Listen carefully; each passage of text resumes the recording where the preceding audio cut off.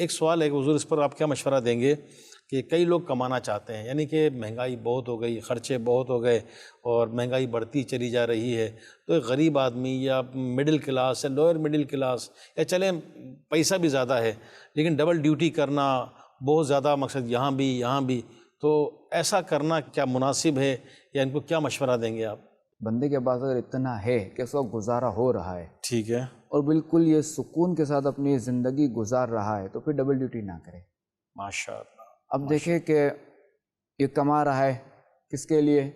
پیٹ بھرنے کے لیے، بھرنے کے لیے۔ ٹھیک ہے، اب یہ ڈیوٹی اتنی کر رہے ہیں، اتنا کام کر رہا ہے کہ پیٹ ہی نہیں بھر سکتا، کھانے نہیں کھا سکتا، نہ نیند پوری کر سکتا ہے، نہ اپنے بچوں کو ٹائم دے سکتا ہے، نہ گھر میں ٹائم دے سکتا ہے۔ زبردست، اگر ضرورت ہے تو ڈبل ڈیوٹی نہیں ٹرپل ڈیوٹی بھی دے، صحیح۔ نہیں ہے پورا کام چل رہا ہے ایک ہی ڈیوٹی سے تو اپنی زندگی جو ہے نا وہ آسان گزارے، نارمل گزارے۔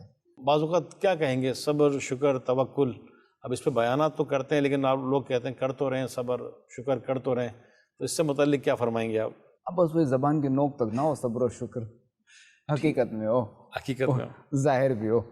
بس گزر بسر ہو رہا ہے، ٹھیک ہے، گزار رہے ہیں، کھا رہے ہیں دال روٹی۔